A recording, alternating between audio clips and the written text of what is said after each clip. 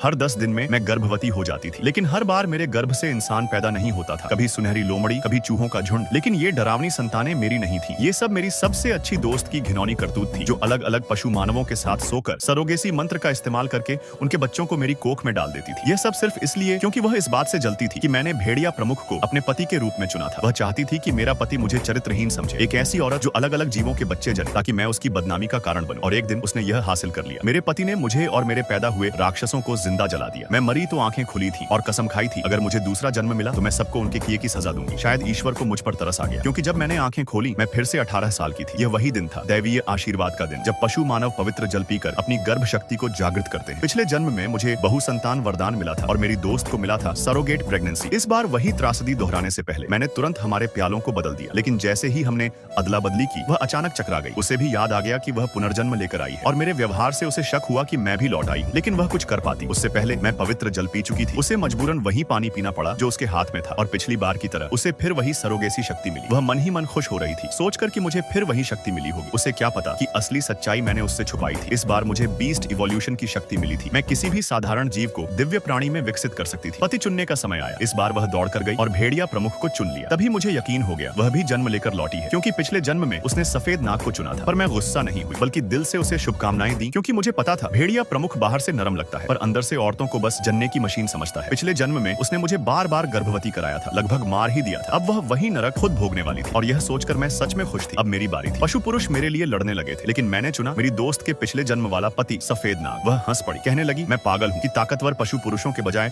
उन कमजोर नाग को चुना जो संतान उत्पन्न नहीं कर सकता। लेकिन मुझे उसकी हंसी की परवाह नहीं थी, क्योंकि मुझे पता था सफेद नाग वास्तव में एक सच्चा ड्रैगन था। पिछले जन्म में जब मैं पहली बार इस दुनिया में आई थी और कुछ पशु पुरुषों ने मुझे घेर लिया था, उसी ने मुझे बचाया था और ड्रैगन में बदलने के बीच में था। मैंने उसका रहस्य छुपाने का वादा किया था, इसीलिए दुनिया आज भी उसे कमजोर नाग समझती थी। मेरी दोस्त को यह सब पता नहीं था। वह मुझे ताने देती रही, कहती रही कि मैं शायद सबके लिए बच्चे पैदा कर दूं, क्योंकि मेरा पति संतति पैदा नहीं कर सकता। तभी भीड़ बढ़ी, लेकिन सफेद नाग आगे आया, सबको पीछे धकेला, एक को लात मारकर दूर फेंका, अपना जादू छोड़ा और अपनी भयावह शक्ति दिखाई। भीड़ डरकर पीछे हट गई। वह मुझे उठाकर अपने गुफा में ले आया। हमने रात वहीं बिताई। अगली सुबह उसने कहा उसे अपने जन्म स्थान जाना होगा, ड्रैगन देव का उत्तराधिकार लेने, ताकि वह पूरी तरह ड्रैगन बन सके और मुझे सुरक्षित रख सके। उसने कसम खाई कि अपनी आखिरी सांस तक मेरी रक्षा करेगा। जैसे ही वह गया, मेरी दोस्त एक और पशु मानव के पास गई और मेरे गर्भ में फिर एक राक्षसी भ्रूण डलवा दिया। लेकिन इस बार मेरी बीस्ट इवोल्यूशन शक्ति जाग चुकी थी। मैं उस जीव को दिव्य प्राणी में बदल सकती थी। मैं पूरी तरह उसी प्रक्रिया में लगी थी कि वह लोगों को लेकर चली आई और मेरे खिलाफ सबके सामने आरोप लगाने लगी।